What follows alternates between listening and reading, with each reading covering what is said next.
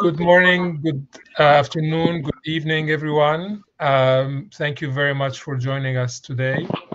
If I just may ask that anyone who's not speaking to be please mute your microphone to improve the quality of the sound for everyone and for the interpretation as well.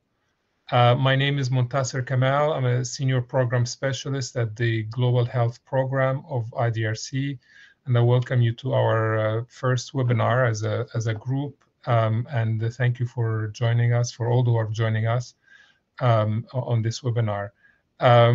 We'll just start with some logistical arrangements. So I'll invite my colleague Aisha to give the logistical arrangements and instructions for this webinar, and then we'll come back.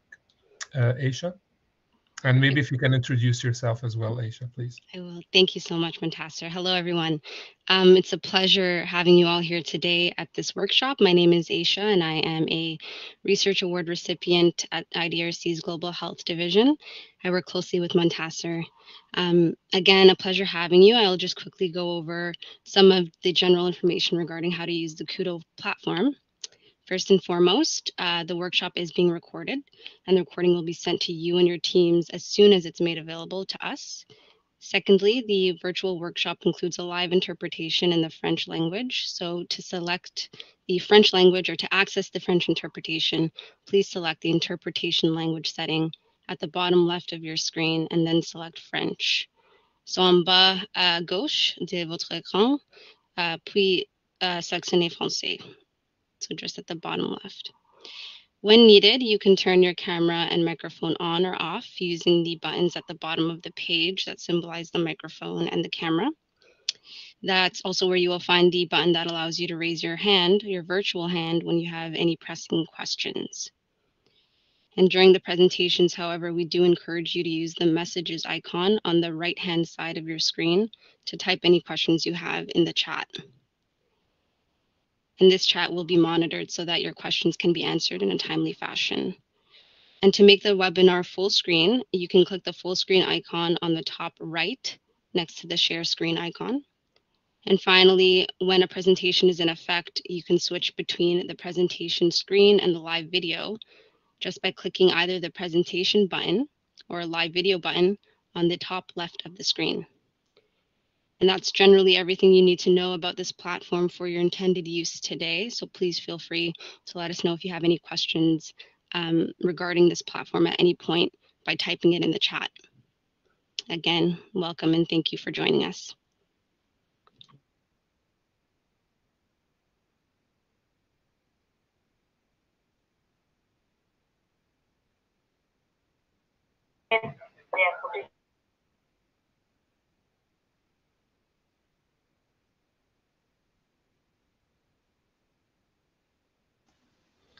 Montasser, you're muted if you're speaking.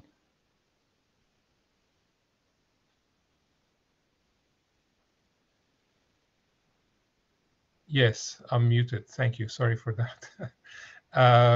So I was saying I'll just maybe share the agenda for today, and then we'll come back to make further introductory remarks. So the agenda for today, we already heard from Aisha about the logistics for this call, for this webinar. I'll just share a few words with you after the slides, and then from 9:10 to 10, so in about a few minutes, we'll hear from our colleague David O'Brien here at IDRC, and he'll introduce himself when he comes on the screen about the data management plans, and I'll come back to that. And this will be including Q&A period for Q&A along the way and at the end of his presentation. And then we're going to hear from our colleagues at our health of the Women Rights Health Policy and Research Organization. Our colleagues Charity and Anne will come to speak a little bit about the survey that is that will be sent out in advance of the Inception workshop in January, and we'll come back to that a little bit later. Which then also that segment will have a Q&A segment to allow for any clarifications and additional information. So I'm going to okay, great. So it is really my pleasure to welcome you today to this webinar. It's really a very nice opportunity to meet many of you. I know some were not able to make it today for various scheduling reasons, but this session is also being recorded and will be circulated to all the Women Rise projects, research projects, and teams for information. As you know, we have one of the requirements is for the Women Rights projects is to do the data management plan, which you all did the stage one, and now while we have time to you have time to work on stage two. We thought this kind of early webinar or this webinar early on could provide you some helpful suggestions, insights, and reflections that might be helpful for you during the next few months while you're preparing the data management plans, as well as the start of your field work and planning for your research projects. I'll just ask or invite my colleagues from IDRC who are on this webinar to just come on the screen for a moment to introduce themselves. So you at least you have seen the emails or their names on email, various email addresses that have been in touch with you over the last many weeks and months. So I'll just ask my colleagues to be from IDRC to be ready to just come in and introduce themselves. And I see Francine is already on the screen, so please, Francine, go ahead. Bonjour chers collègues, bonjour tout le monde, merci Montasser. Mon nom est Francine Cézin-Caillou, je suis administratrice de programme au CRDI et il me fait plaisir d'être avec vous aujourd'hui. Bon atelier.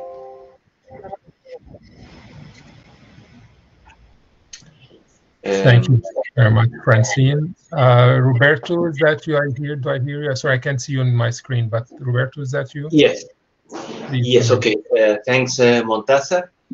Hello to all. Bonjour à tous. Buenos días a todos. I'm a senior program specialist based at IDRC Regional Office for Latin America and the Caribbean. And I'm part, as my colleagues, of the Global Health Division. And it's a pleasure to join this meeting and the cohort of projects on women's rights. Thanks. Thank you very much, Roberto. Will, I see your name, if you're able to come in.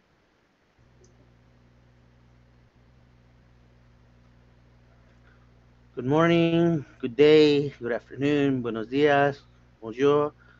Wilfredo Giron, I'm the grant officer of the Women's Rights Initiative. Pleasure to meet you all.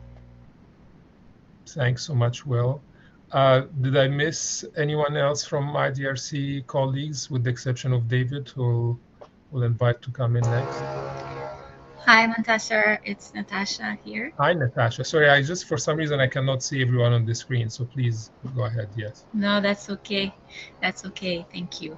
Well, I'm Natasha Lecourt. I work here at IDRC in the Ottawa office as a senior program officer, and very happy to meet you all today virtually, and looking forward for this workshop. Thank you. Thanks so much, Natasha. Anyone else I've missed? Okay, let's then get started. David, are you ready? I hope so. Good, you are. You're always ready. So I'll turn off my camera and mic, and David, Okay. if you could introduce yourself and take it from here, that would be great. Thanks so much. Okay, I will. As I'm doing this, I'm going to open up my presentation. It'll take a bit of time to load. Hello, everyone.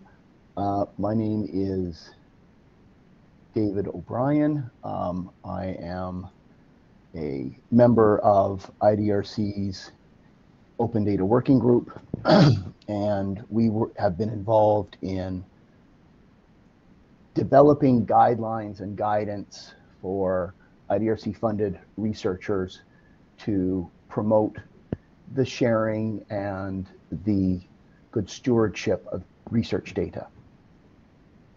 So I was asked by my colleagues to give a presentation, and I look forward to spending about 30 minutes with you and fielding questions that you may have. Now, I see that I need to probably, you only get you're not seeing the full screen here, are you? You're just seeing my entire website. Is that correct? Yeah, so if you could just maybe click on presentation mode, I think it will show the full slide on the screen, David. Bottom right corner. Let me do that here. Okay, I'll do that on my. Okay, is that better? Maybe it's in the works. It hasn't. It's still the same.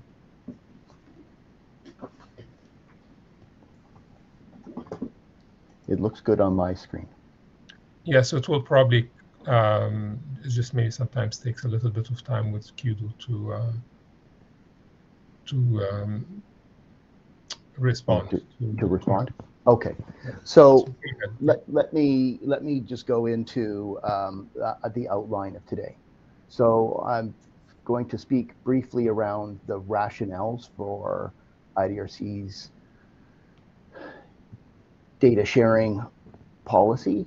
I'm going to reflect on some trends and scholarly publications which motivated us and we'd like all the researchers we fund to be aware of. I'll also talk, in addition to IDRC's guidelines, the emergence of what is known as the FAIR principles as we seek to support and promote researchers to advance those principles. I'm going to briefly talk about planning and finding a home for your data. As you're developing your data management plan, we're asking all of you to look forward over the next period of time, both as you're in the planning stages, the data gathering stages, and it's useful to sort of think of where you will archive and manage your data. And in that, I'm going to talk a little bit about states of openness and fairness and your various options that you have.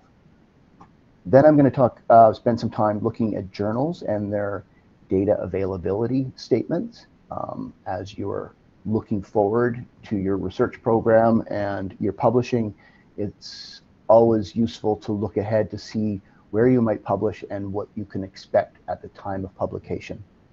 And moving that forward to the present, using preparing your ethics review protocols to make sure that you can publish where you want to publish. And I'll end briefly with a little introduction to some where to find suitable data repositories. Okay, so there we go. There's my outline. Sorry, David. Just your slides are not moving. I don't know if you were on the overview slide, but we're still in the opening slide. You're still in the opening slide. Okay, yes. let me go down. Presentation is open for me. It's highlighted. We see your presentation, but just like it's not in slideshow view, and it's still. It's not in slideshow. Okay. No, and it's still showing just the first slide. Okay. The opening slide. Let me stop sharing and redo this again.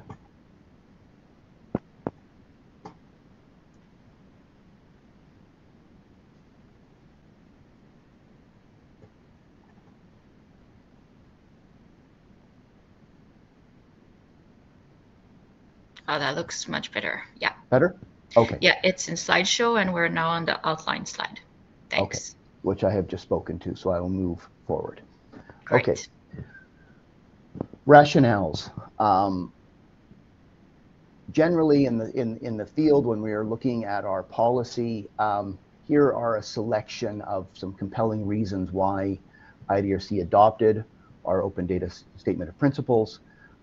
There's a move in the research community to make not only your articles open, but also the underlying data, particularly in some fields, in the health in particular.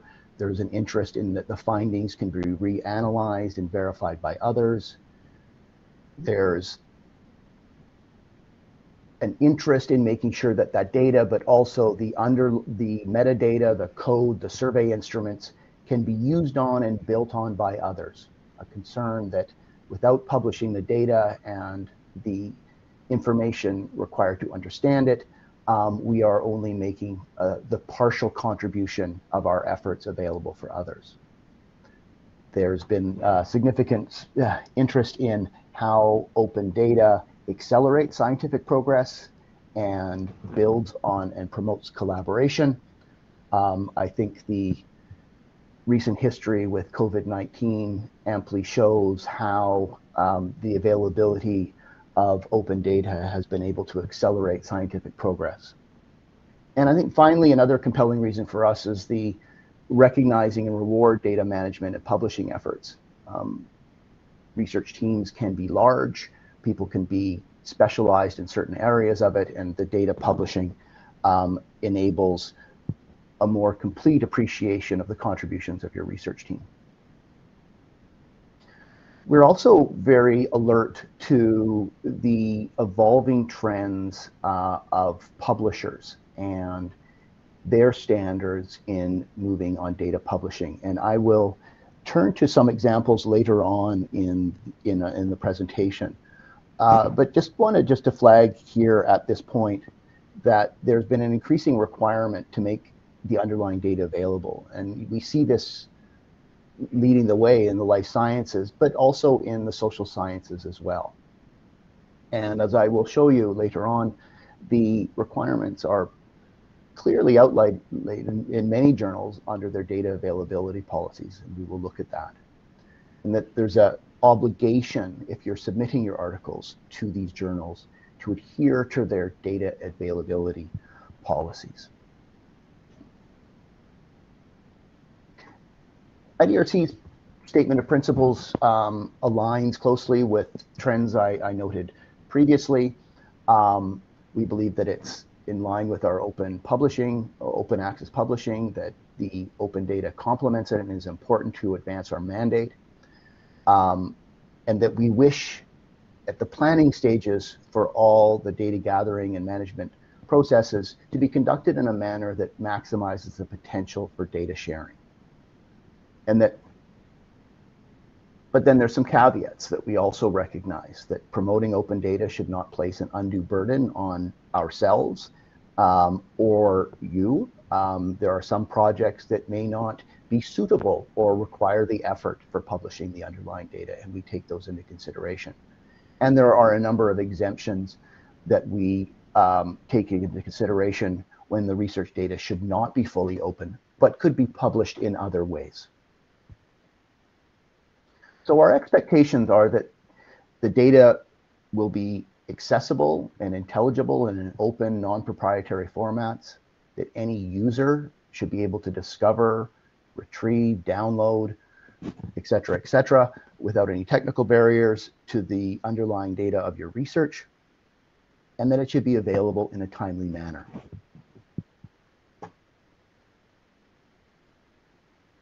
We talk about the FAIR principles that have emerged. And there's a citation at the bottom of this slide by Wilkinson et al. It's called the FAIR Guiding Principles for Scientific Data Management and Stewardship. And it outlined 4 characteristics of good stewardship. The FAIR stands for findable, accessible, interoperable, and reusable. And I'll just briefly touch on each of these. Findable data means that you can locate the data, that it means that there's a persistent identifier associated with your data set, and that there is sufficient metadata to help you understand what that data is, what its origins, its content, etc. Accessible stands for data that is archived in a long-term storage and can be made available using standard technical procedures. It does not mean that the data has to be openly available for everyone, but information on how the data could be retrieved or not has to be available. Okay, so here, putting data on a website, a project website that may not be maintained, would not be considered accessible. A data set that is in a data repository that has a commitment to long-term storage would be. Interoperable represents that the data can be exchanged and used across different applications. You can access it using open source or relatively common file formats that's not proprietary, that you have to buy licenses for to utilize, so that you can integrate it with other data in the same field or fields of research. And finally, reusable means that the data are well documented and provide rich information about the context, and that the data should conform to community standards, and there should be clear terms and conditions on how the data may be accessed and reused. I'll come to these examples of what is fair, what is findable, accessible, interoperable, and reusable when I look at some of the examples from the literature, publications that I will turn to shortly. This is a diagram of a data lifecycle. It's a process that may not be sequential in this for all of you, but it helps you to sort of think about and what we anticipate people will look at as they're developing their data management plans. We're asking you to think through this entire cycle as presented at the front end of your research project and develop a plan accordingly. And we recognize that a plan at day one may change over time, and we fully support that revision of these data management plans. But at the front end, we're looking and asking you all to think about this entire cycle. Here's some questions in your stage 2 data management plan that we think are important at this stage as you're embarking on your research project. Well, one is in the stage 2, we're asking teams to identify data sets for publication. What will you be collecting? What data sets are out there that you're using that may be published by others? Characterizing this data set. We're also asking teams to think about their ethical review processes and including permissions to publish within those applications, so that your IRB or your ethics board will be able to see what you are intending, you are asking of your human subjects and what you are intending to publish. We're also asking you to identify at this stage any obstacles or intentions to making your data findable, accessible, interoperable, and reusable. So for example, where will you plan to publish them, and what documentation will you be developing to help others understand your data set? There may be obstacles or barriers to the publication. You may be working in areas where there are intellectual property rights, or you're utilizing data from other organizations or sources that may restrict your ability to make it open, entirely open to others. And so thinking ahead of what these obstacles might be is also an important element to include in your data management plan. I'll give you a couple of examples here. On the ethics and informed consent, I've got two columns here. On the left, there is what I've called the pre-FAIR informed consent language. For those of you who've been in conducting research for decades, it might resonate with you. This is a fictitious language that might be on an informed consent form. Reads, your answers are confidential and will only be known to the research team. Data collected will be analyzed and reported in an aggregate form so that individuals participating in this study cannot be identified. Data will be stored at University X and it will be destroyed after 3 years.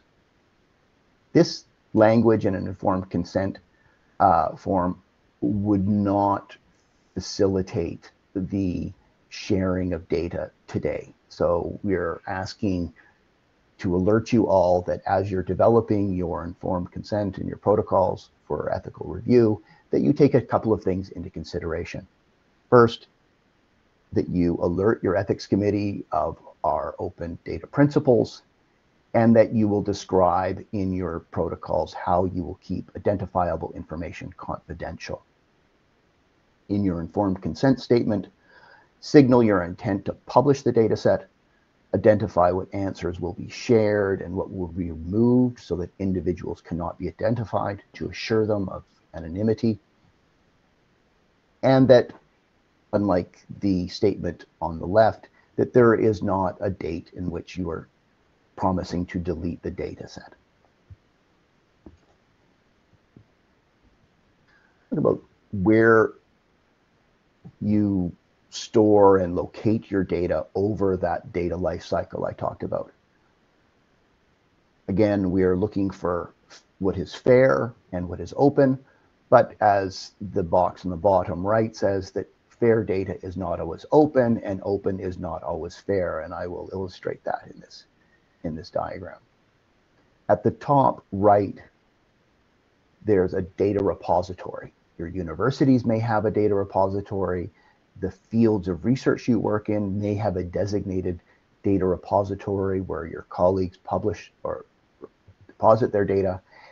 And these tend to be fair and they tend to be open.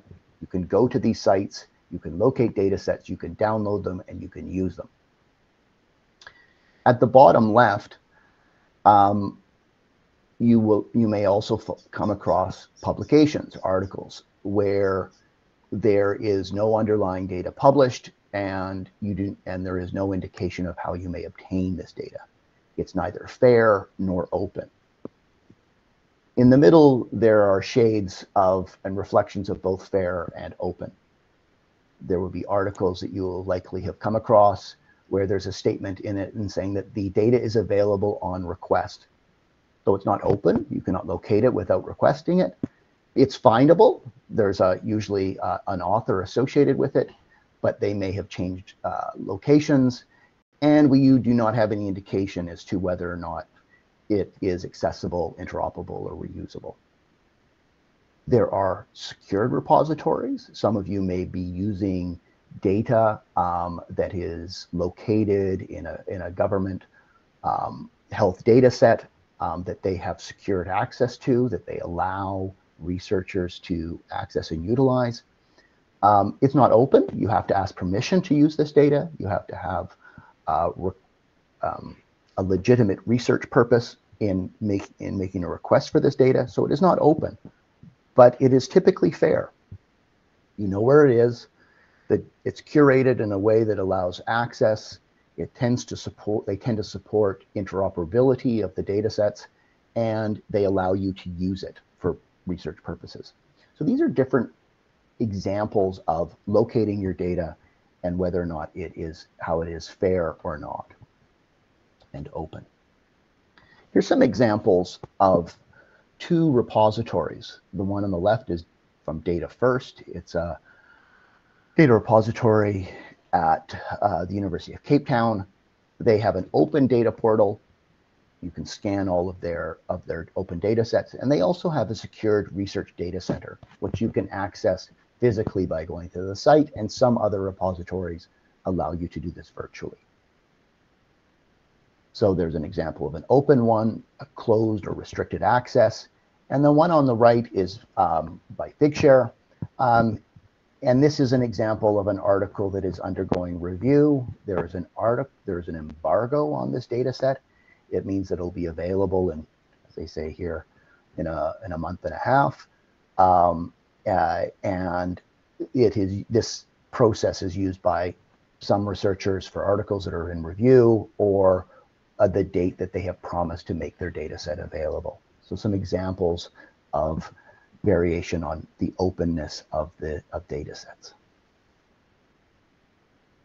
I'll get to some, IDRC important here to note some of the exemptions, and this is very consistent, I think, with many of the exemptions that journals will also allow.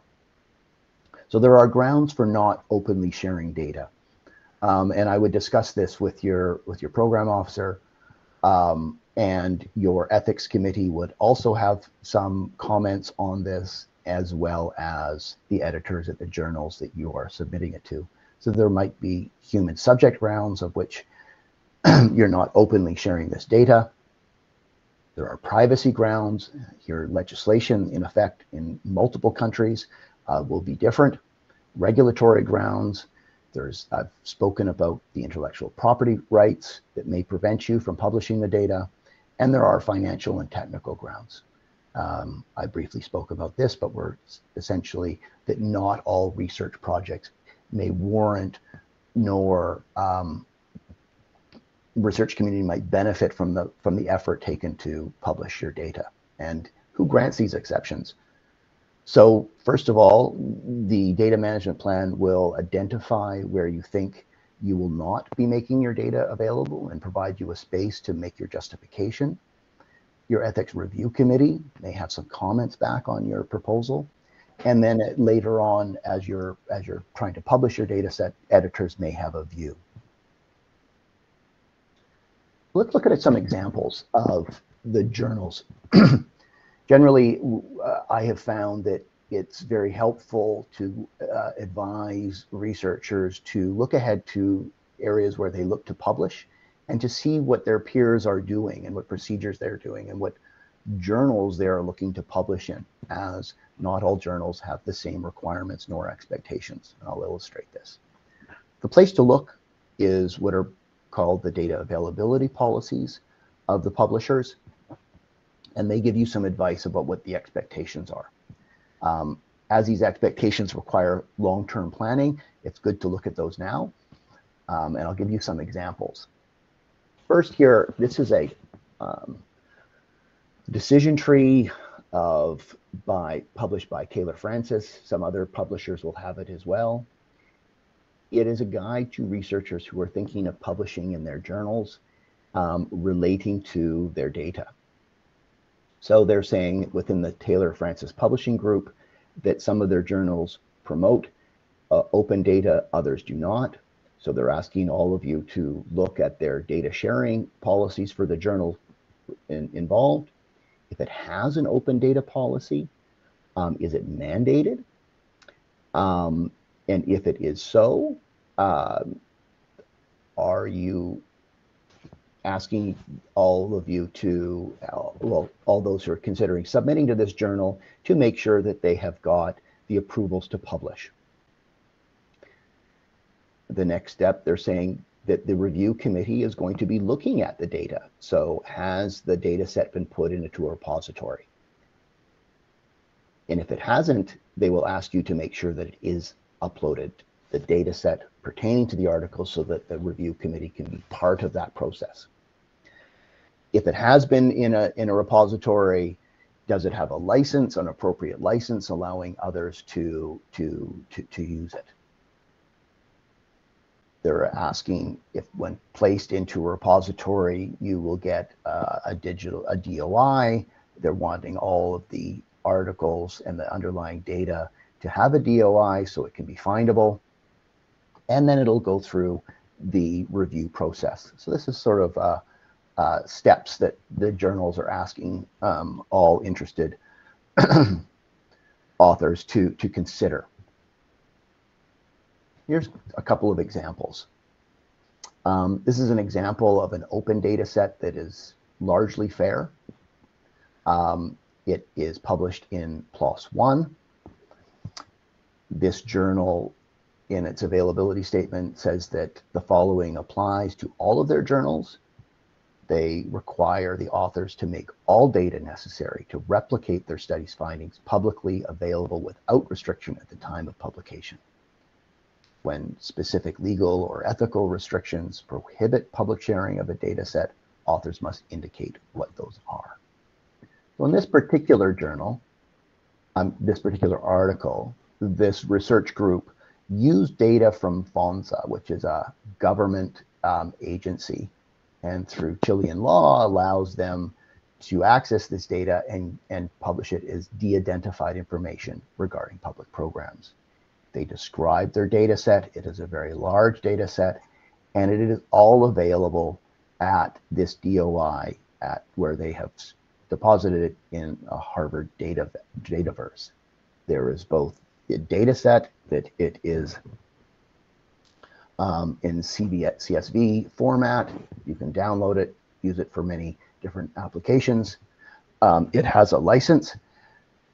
The only reason I didn't put as reusable is that I do not know what the rules are for non-Chileans or others to access this data set.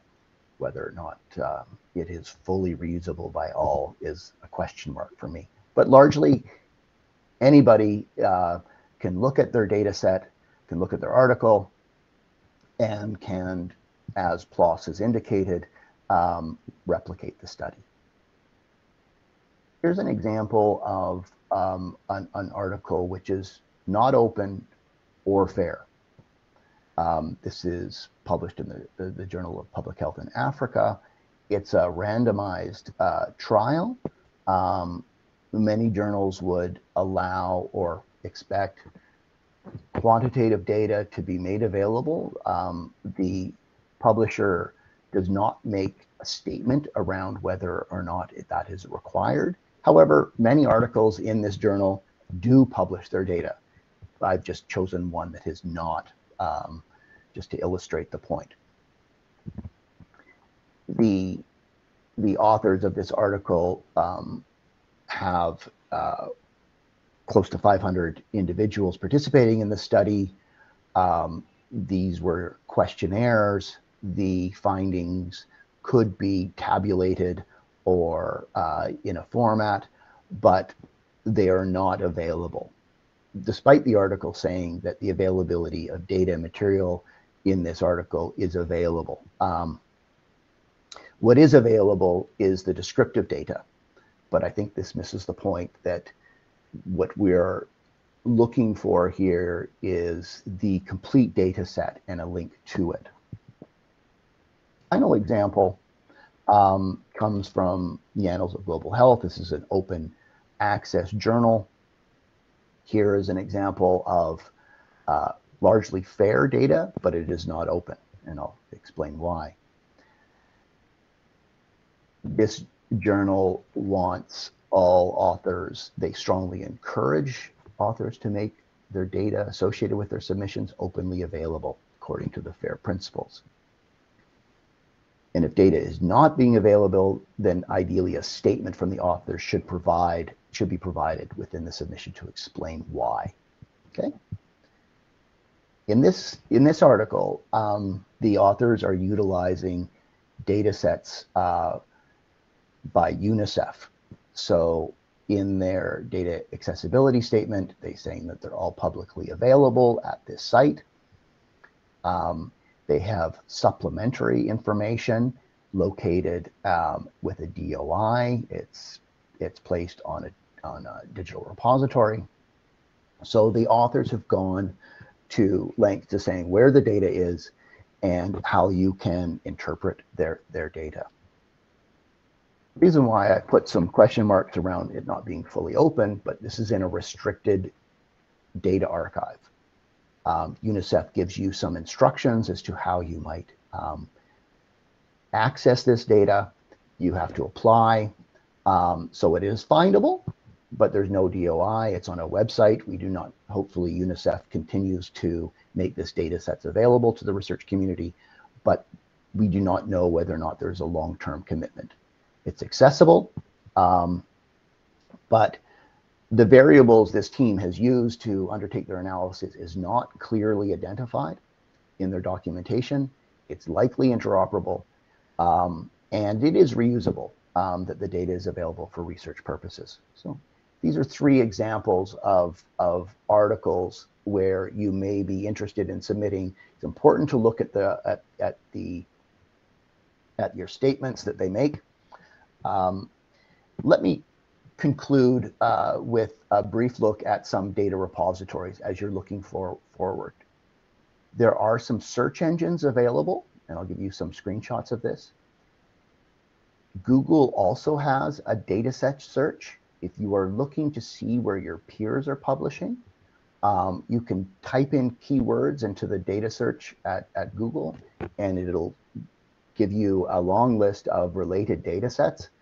You may want to be thinking of publishing your data set where other peers are publishing theirs. And who else can you ask? Your university may have a data librarian or may provide some advice. And if not, please consult your IDRC program officer if guidance from the search engines above and the data search does not yield any better, closer links. Here's a screenshot from that R3 data. You can search by data repositories by country. This will give you a listing of what's available in your country. Not all of the data sets are captured by repositories are captured through R3 data, but this gives you some indication. They also have a search by subject, and you can narrow in on these various subjects to locate a subject relevant data set, data repository, sorry. Once you're looking for data repositories, some things to look for. Is it a generalist, i.e. every field of science, or is it specific to your subject matter?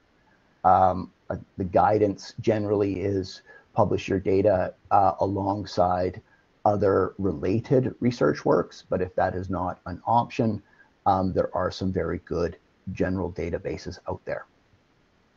And some other considerations when you're identifying a repository that you'll want to look at into your data management plan is some costs, whether or not your team would benefit from some technical support. Sometimes data repositories offer this.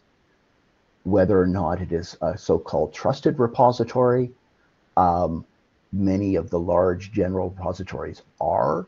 There are also some thematic research repositories that have a trusted status. But many institutions also have their own repository. The example above from the Harvard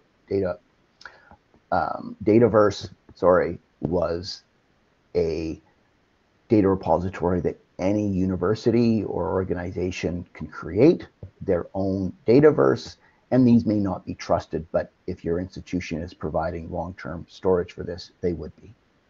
And do they support versioning embargoes? Do they generate a DOI for you, etc., or other considerations? So I will conclude here. Thank you for your interest. And Francine and Aisha are going to sort of moderate some discussions and any questions you may have. Thank you. Thank you so much, David.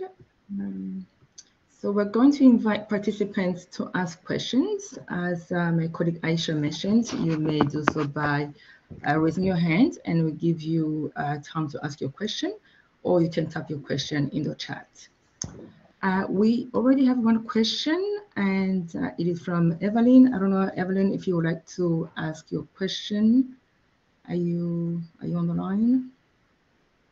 Otherwise, I can read the question for David. I'll give you a few seconds here. Okay. Okay. Evelyn, please go ahead. We can unmute your mic.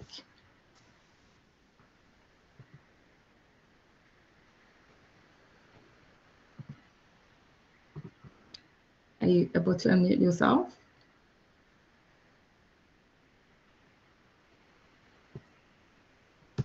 For the sake of time, I'm going to read the question, and then maybe you can complement what you've written. So the question is, what about those participants who choose to withdraw from the study after data has been collected? Can we add a clause, example, your data provided for the XX study up to 30th of September 2024. After this date, removal of data will not be possible as the data will have been analyzed for the final report. If you choose to withdraw from the study before April 2024, will not retain the information you have given thus far that you are able to withdraw. David, I don't know if you would like to take more than one question at a time. Yeah, let's take a couple questions. Sure. I'm just checking here who else has their hands up. So Lydia, you may please ask your question. Yeah, hi, thank you very much for that insightful presentation. I'm just wondering, in the spirit of fairness, just fairness, not as far as openness is concerned, but equity, I'm just wondering whether DRC has a preference where the repository should be. So I'm referring to Canada versus LMIC. Is there a preference that data should preferably be stored in the LMICs where it's collected, or it can be stored on a Canadian platform as far as it's openly accessible? Okay. Is there a third? I'll take three and then I'll respond. Sure. There is Simon Kasasa. Please ask your question. Thank you very much. I've talked about data sharing, but when does it start? If we collect data from the field today, should we again send directly to IDRC and all that, or we have to complete the exercise of data collection and then start sharing? And then secondly, you talked about exemptions. That I think it was about, again, data, including it in the consent form that you have to describe to IRB, and I missed something about that. Maybe my network was not good. But we are talking about, do we have to explain to IRB in advance and that we're going to, this data will be shared at such and such a time and all that? I know in Uganda we have a data sharing agreement which has to be actually to be part of the protocol. Okay. Thank you. I missed something. Thank you. Okay. Thank you, Simon. David, would you like to go with those three questions? So I think on Evelyn, on your question about what happens if a participant withdraws from a study, if in your informed consent an interviewee or a subject agrees to the terms of which they're supplying and they're making their data available, then the data collected at that time, I think, would be eligible. If you're doing a follow-up study and at the follow-up, the same individual says, I am no longer comfortable with having my data anonymized and published and utilized for research purposes, then that person would have to be removed. But if at a time somebody, you've collected data and they've agreed, and then they subsequently come back to you at some point, and they're uncomfortable with the terms, then that would be, I think, a legitimate grounds to pull this person's data from your data set. So it's important to explain to all participants as to what this means. As I put up on the slide, the before and after, there was typically a statement saying that all data would be destroyed.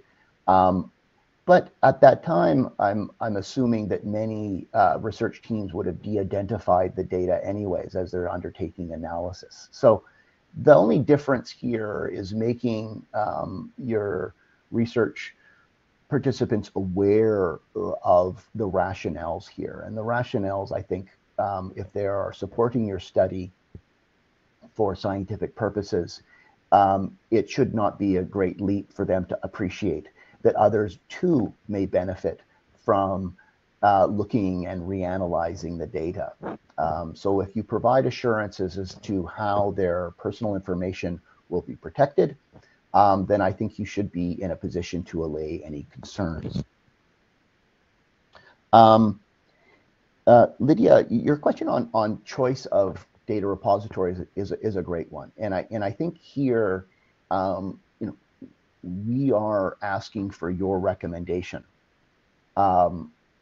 If you can locate a data repository in your country that is promoting long-term storage and access, then feel free to recommend or work with that data repository.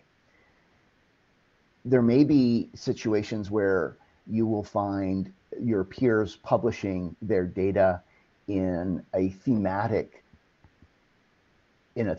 domain or a repository that specializes in your research field.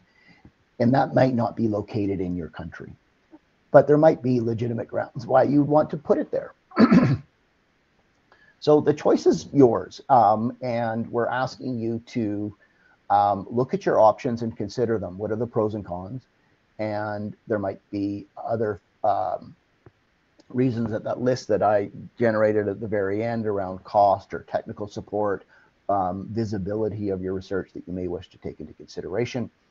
And the other one being, is it trusted? Is it a data set that provides you the type of support that you need so that you have some assurance that the data will be findable by others and will be accessible over the long term, and that they have formats and licenses that enable others to make it interoperable and fair and reusable.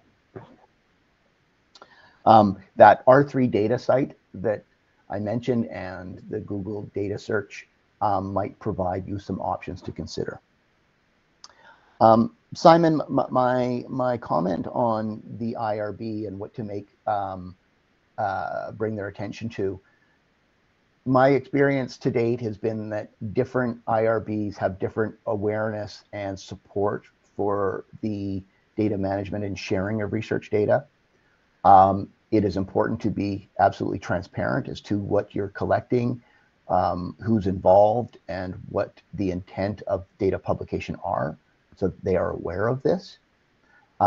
It's at that time when you can make any clarifications relating to where you want to publish or IDRC's principles, and have a conversation at that time. So I think my advice to you is that in your preparation of your protocols and your documentation is to be perhaps quote our statement of principles if you think in your opinion this will be new protocol for your IRB, and to work through any questions that might get in the way of the intended publication of the underlying research data.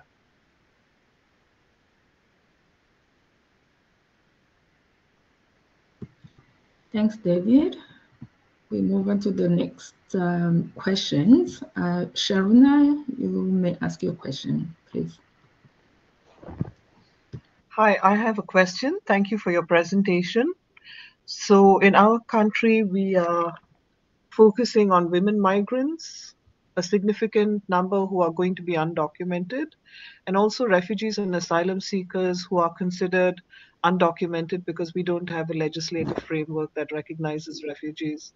And I think we anticipate major challenges if we are going to have to tell them that the data set is going to be publicly available. It's going to be very difficult to recruit study participants. Wondered if you could respond to that.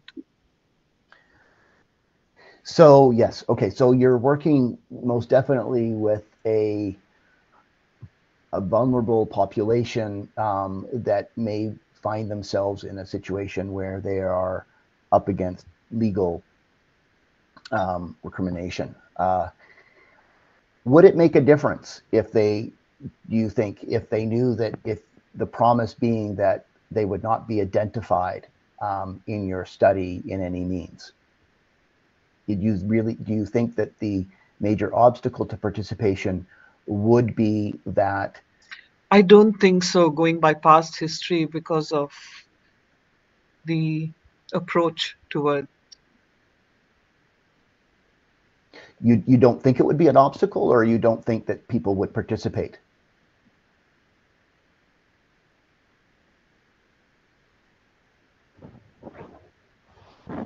Sharona? I missed that, Francine.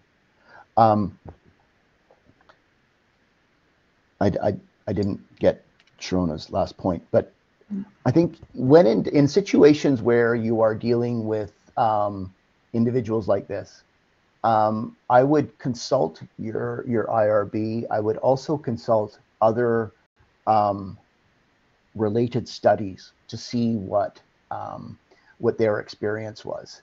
You know, obviously you're wanting to, in order to undertake the research, you're wanting to have greater access to the population of concern. If data publishing is an obstacle, that is something certainly to consider. The obligation to protect the identity of all research subjects still stands, you know, whether or not you're publishing it or not. Yeah. And just the obligation to assure your subjects of how the data will be secured and that how it will be de-identified. You know, location, individuals, etc., that could be revealed is an important step. But I don't think the publication of de-identified information in itself should be an obstacle. I think it can be worked through, but you know, this, like many, is a case-by-case situation. Thanks, And what David. about qualitative data? I think there was another participant on this meeting who also raised the question about. Okay, yeah. So qualitative data, images, etc., have all found their home from in repositories from IDRC funded research.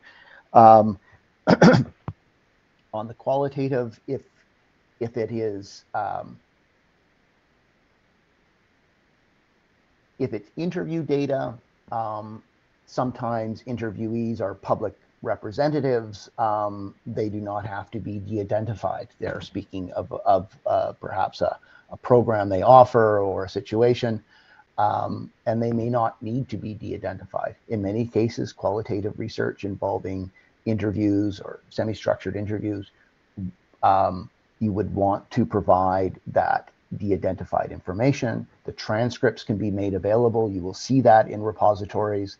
Some information that is identifiable can be redacted.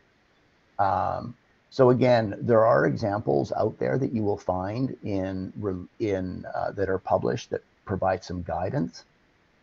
But as a statement, repositories are making room for both images, audio, video, qualitative, quantitative data. So it's dealt with on a case-by-case basis.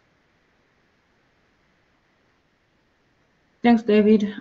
We have 2 minutes left for this session, and I see that we have one more question from Mira. Can I ask you to please come in and be quick, please? Thank you. Yeah, just very quickly. I think that I'm just going to highlight that probably the wording of how the data is going to be publicly available might make a difference on whether the people would be staying or responding to questions or not. So I think that if you're saying that the data is going to be publicly available, chances are, even if it's not a vulnerable group, some people may not be comfortable. But even if we say that we're going to anonymize, but perhaps if we frame it in a different way, that might help. And I'm not sure how to frame it, but I think the framing is going to make a very big difference. Very good point. There are some examples in the stage 2 data management plan that gives you some references. Many of the data repositories provide guidance to researchers on model language. Your institution may have model language as well, but the framing of it it would be important. The move to making data available would have had a similar obligation, that the identities of individuals participating in the study would be anonymized. The step that you are making is that the data will be available to others outside of this research team. But the confidence that they cannot be identified and the steps that the research team needs to ensure that that does not happen is the additional step. So thank you all Francine, I think I had a question there. Great. I was, is this Moses? The question Yes. regarding budgeting for the Yes. open, yes. Yeah. So I recommend you to contact your program officer, and together you'll be able to see how you can address this budgeting issue. Okay, and then I just wanted to make one more reflection around qualitative data. Is in my experience, when you people think that the data might be publicly available, and then what they will be able to openly discuss if they agree to go on with the interview might be different from if they knew that this is not going to be public, because data can, they may think, I mean, the levels of comfort can be different. They can think that, you know, even if it's de-identified and it's there's a tone in the transcripts and so on, and if someone wants to look them up, they might find them. So yeah, it's something to reflect on and think about. Yeah. I see if I could quickly just, Francine, on this one.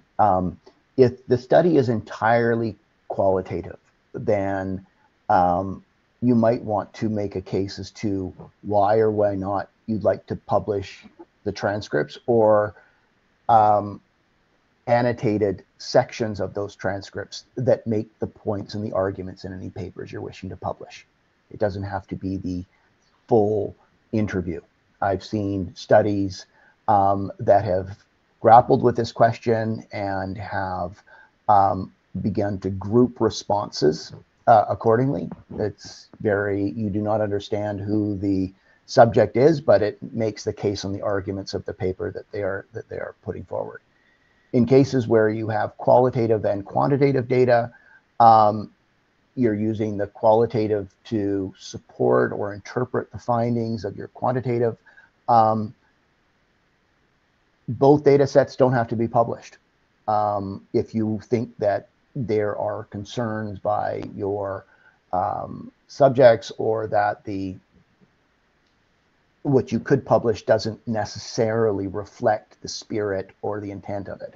So again, this is a situation where we're asking the research community to come back to us with what is reasonable, what is feasible, and what you think your peers who are not part of your program might most benefit from the publication efforts. Okay, thanks, Francine. Thank you, everyone, for your attention. Thank you so very much, David, for taking the time to be with us and make the presentation today. And thanks, everyone. We still have questions in the chat. I encourage everyone to contact your program officers, and they will be able to answer your questions. And also remember that, just to highlight again, that we'll be sharing David's presentation and the recording. So I think some of the questions are already, the answers are available in the presentations. So without taking too much time from the next session of today's workshop, I'm going to invite our colleagues from APHRC. So Anna and Anne and Charity, if you are ready, the floor is yours. So maybe Francine, maybe Anne, before Anne and Charity start. Can you hear me? Yep. Yes. Okay, great.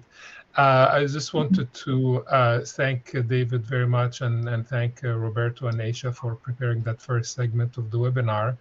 But I also just wanted to make kind of a quick reminder that, as we mentioned before, for Women Rise, as we mentioned before during the application process, there will be 3 workshops. There are 3 workshops planned for, or 3 meetings planned for Women Rise cohort of projects. An inception workshop and a kind of a halfway workshop and kind of a final workshop or meeting where various things are discussed and collectively. So for that,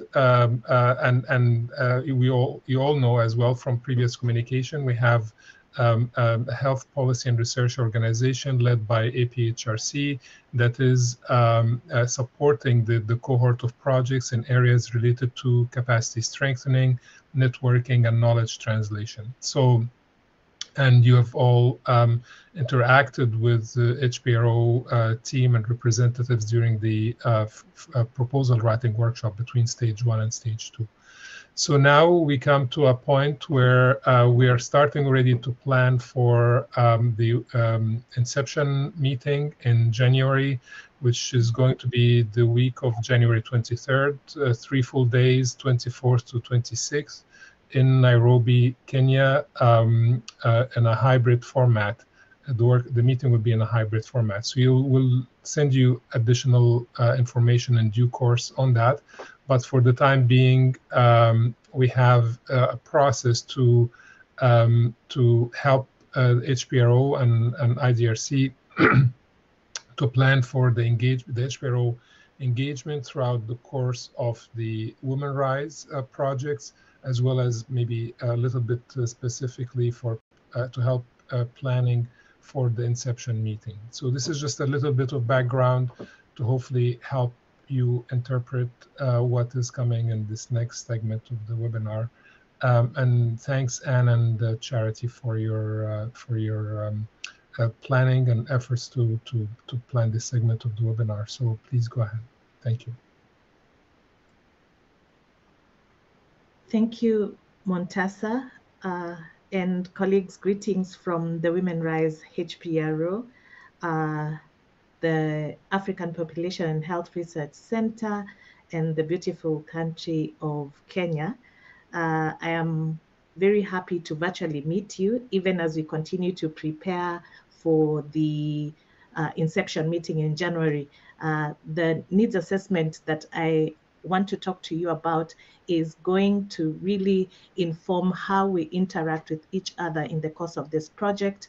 And before I delve into what the needs assessment survey is all about, allow me to remind you who the HPRO, who is in the HPRO and the expertise that they bring to our interactions with you as research teams. So the HPRO is made up of the African Population and Health Research Center. This is a research to policy organization. APHRC will be the lead in this project, and with great support from our partners from the Aga Khan University Graduate School of Media and Communications and the African Women's Development and Communications Network, commonly known as FEMNET. The individuals that you will be interacting with representing APHRC, we have Patterson Siema, Ann Kisa, Lynette Kamau, and myself, Charity Waweru Mwangi. And from the Aga Khan University, we have Nancy Buka and Hesbon Dowila. And representing FEMNET, we have Melania Chipoda. So now, why are we having you take this survey? We want to make the experience between you and the HPRO as fruitful and as impactful as possible. Would like to know your research team so that we can be able to engage with you in a more meaningful way. First and foremost, I'd like to inform you that the information you will give us will be held in confidence by the HPRO. So more specifically, the information will be held by the lead organization, that is APHRC. The questions that we will be asking you in the survey will guide the engagement between the HPRO and research teams.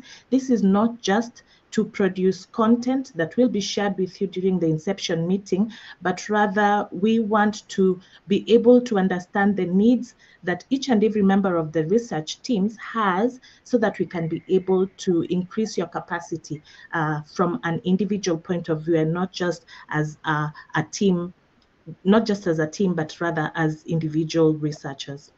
Sorry, Charity, we can't see the slide moving. Oh, wow. Okay.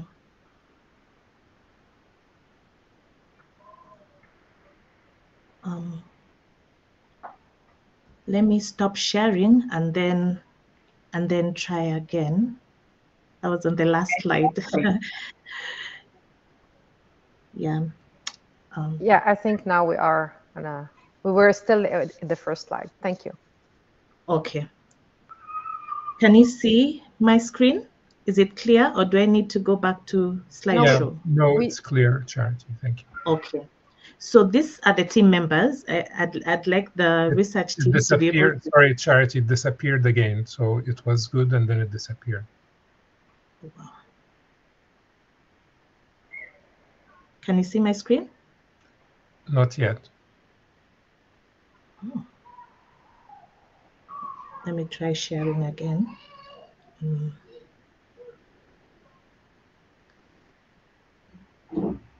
Okay. Can you see me now? Yes. If you could put it on presentation mode, that you could enlarge the slide.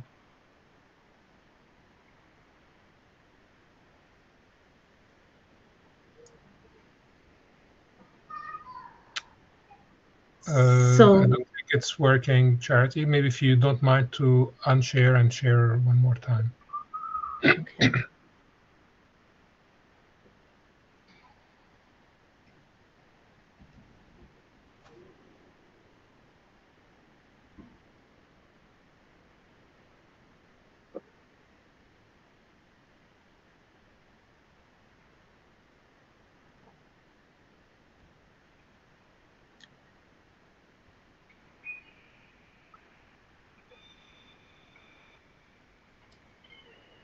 Can you see my screen now?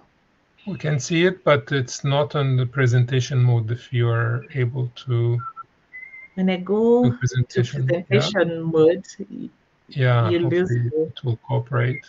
Shall I do it for you, Charity, if you don't mind? Yeah, sure. All right. So I'll wait for you to stop sharing.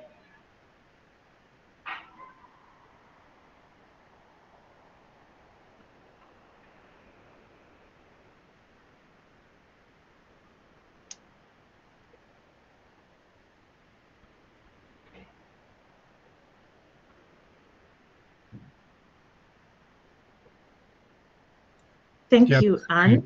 Yeah, thanks. Yeah, so these are the faces that I want to bring to your attention because this is the team that you'll be working with. We have Patterson Siema representing APHRC, Anne Kisa, Lynette Kamau, and myself, Charity Wawerumangi. Representing the Aga Khan University, we have Nancy Buka and Hesbon Dowila. And finally, representing Femnet, we have Melania Chiponda. Next slide, please, Anne. So the needs assessment survey, like I said before, the information that you will give us, we will hold it in confidence, more specifically the lead organization that is APHRC.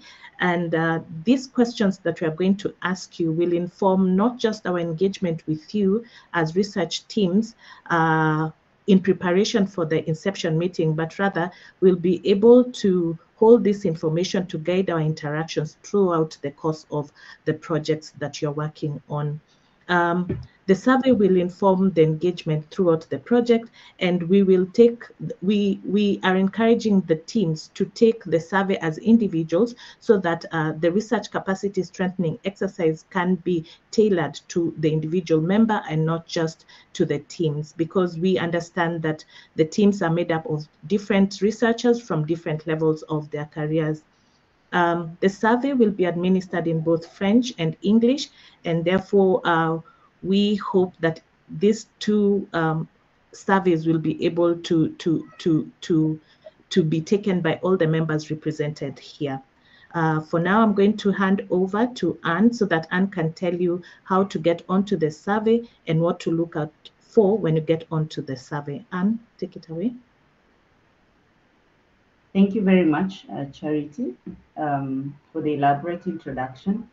And colleagues, just to emphasize the point that we have listed some of the target members who should respond to this survey. We know that each project has a PI and co-investigators, but we are not only requesting that the researchers on the team check the survey, we're also requesting that the other members of the project, for example, communication experts, being an health and policy and research organization, also the finance managers and the administrators of the Women Rights Grant Project should be able to respond to this survey. And as you shall see, there is quite a spread of skill and knowledge that we would like to know about and offer beyond research. So the survey takes about 20 minutes of your time, but as my colleague indicated, this is information that will help us work with you the next 3 years of the journey. So we think 20 minutes would be reasonable enough. The steps in responding to the survey itself now, we have agreed that you will receive an email. This email will be officially from the IDRC, Montes and colleagues. And after you receive this email that is requesting you to respond to the HPRO's request, is when now we shall send you the second email. And please be on the lookout for an email from myself, which might be in your spam folder or the main inbox. And this email will send you a unique link that you can use to respond to the survey. Once you get the email with the link, that's the second email, kindly, then please respond to all the questions. When you click on the link, it takes you to the first question, which gives you information about our study, and then it asks you if you would be willing to participate. Once you respond on a yes, it will take you to a page with the next question. If you respond on an O, it will most likely send you to the end of the survey directly. But if this is by mistake, then you email me and I will be able to reset your participation link for you. So the link is unique to each research team member. Once you have started responding to the survey, please ensure that you click submit at the end of that survey.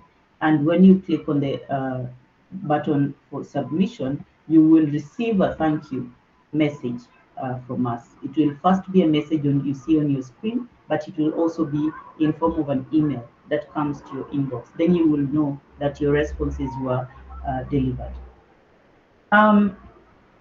Maybe just to illustrate what you will be looking at, when you click on the SurveyMonkey link that we will send to you, you will see the first landing page, which gives you consent information about our needs assessment.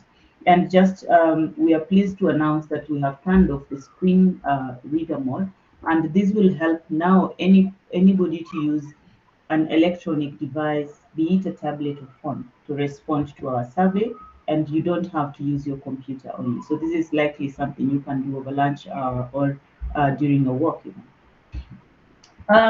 In our survey, we are emphasizing on the next button. Click on the next button for you to be able to see the next question. This is important because on your page you see one question at a time. And you are also free to go back using the previous button to change some of the responses you think you might not have responded well. As we move on, the survey may not allow you to move through to the next question. If, for example, you've left a certain item unmarked, and I've used question 11 as an example, if you have not responded to what faculty, what position you are in the job title, it might not allow you to proceed then to tell us about your career stage. And always when this happens, you will see a comment at the top of the question that says, this question requires an answer. More so for those questions that have different separate stems under it, we would request that you put an appropriate response against each stem. And when this happens, then you can click submit and move to the next section.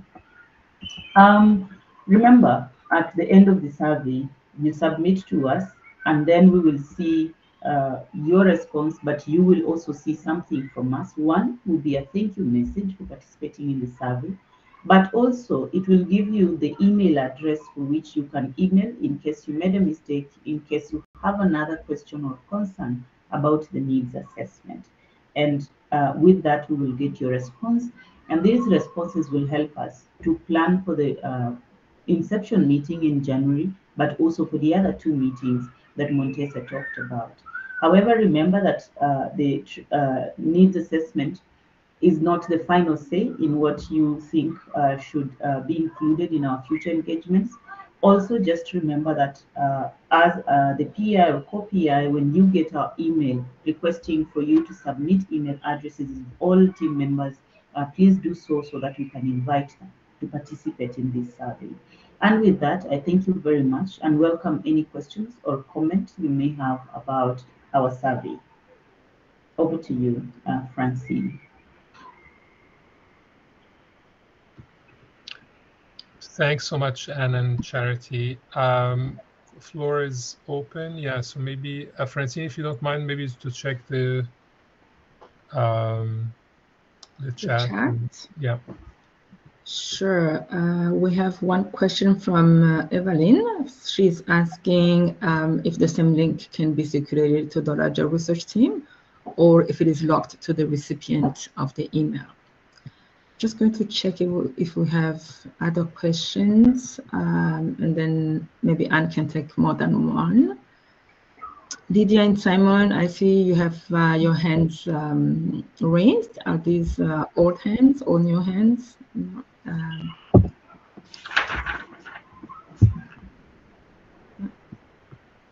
And Simon is asking if there is a deadline to complete the survey. Maybe Anne, you can start with those two questions while we wait for others to send in their questions. Thank you. Yes. The email, the link to the survey will be sent to the invitee via email, and the PI should give us all the email addresses of their research team members, finance, communication, and administration, and then we are going to invite them to respond to the survey. And therefore, you will not be able to circulate your own link to other people. However, we did this with reason because if we send an email, anybody with the link can be able to respond, and maybe they're not part of the Women Rise grantees program. Therefore, we might not be able to, plan accordingly to what needs they are communicating. So we have made this to be an invitation only, but we insist that all grant team members for the project, including the finance team, policy engagement team, administrative team, research managers, research officers, research assistants, and the PI themselves for Women Rise Project, then respond to this survey. The deadline within which you should be able to respond, because we are about to send this out early November, is that within 2 weeks of receiving this email, you should have given us your response for us to be able to reasonably prepare a month in advance for your meeting in January. So within November, 2 weeks upon receipt of the email inviting you to participate, kindly take some 20 minutes and respond. We will, of course, send you a reminder email in case we haven't heard from you, and in case we have the wrong email, then we will always contact the PIs again for the same. I hope that helps. Thank you. Thank you, Anne. We have a question regarding the dates of the workshop in January. So we'll send more information regarding the workshop, as Montas mentioned, but the workshop is planned for the 23rd and 26th of, the 24th and to the 26th of January, 2023. Checking if we have other questions in the chat. Anyone else would like to? I think there's a hand, Lydia, I think, Francine. Yes, Moses, please go ahead. Yeah, you mentioned, that the team should include research assistants. In some cases, data collectors are referred to as research assistants, and they are short-term and usually recruited within a very short period of time and also work for a specific period of time. Do you consider those as well? Yes. anybody working on the project should be considered, except that in this case, you will have a challenge if you have not yet recruited the research assistant or the data collection team, then they will not be able to respond. Likely, they will not be able to respond to a survey in the next 1 month. For that, I think that it will be upon now the PIs to find out the needs of those team members and how they can be catered for within the larger family of capacity sharing and capacity building sort of capacity strengthening activities we are going to offer, but maybe then it will be upon the PI to take upon themselves to see what else locally they can do to strengthen the capacity of their team members using some of the resources that we would have shared with their senior members. So that could go either way, but if in any case we are having a webinar and your RAs are already on board, they should be able to tune in. After all, researchers begin one step and they get the interest to now grow the skill set to even become PIs in future. So that is highly encouraged. Not likely that they will participate in this needs assessment, but then they can always benefit from the materials we shall be sharing from time to time from our capacity strengthening activities in future. Thank you. Thank you, Anne. Seeing that we don't have any other questions in the chat. There is one hand. Lydia, I think this is an old hand, but the floor is yours if you have any questions. No, thank you. Andrea, you just pop up in the on the list. I don't know if you would like to ask a question. And so, Andrea Gomez? No. No. We have 3 minutes left before we close for the workshop.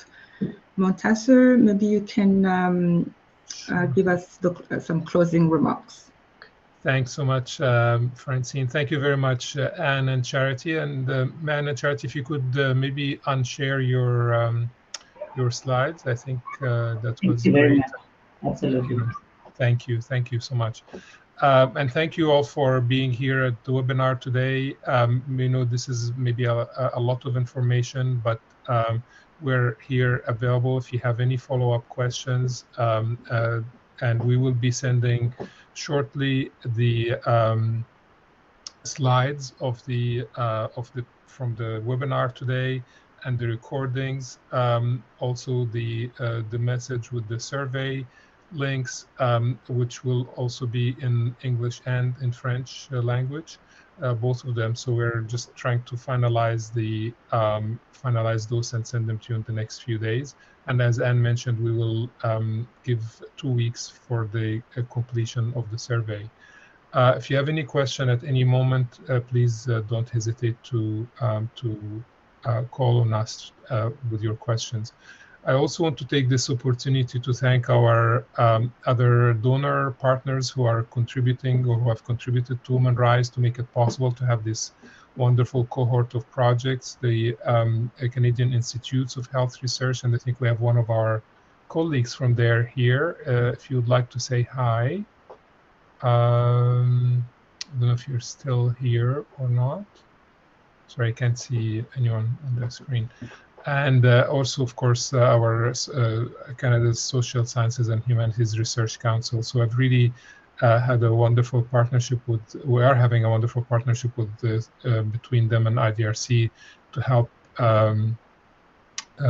fund and support these research projects.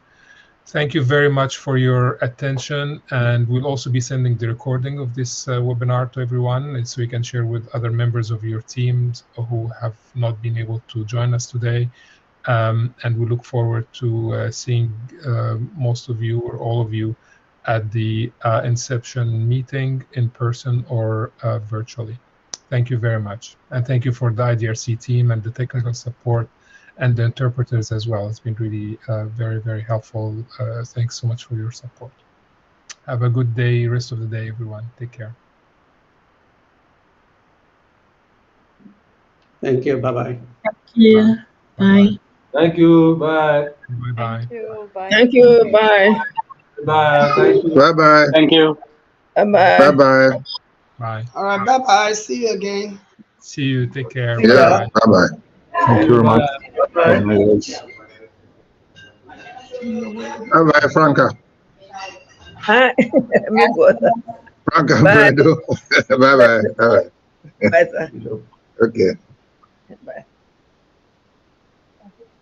I'm gonna make your fruits. No, you need to give me something.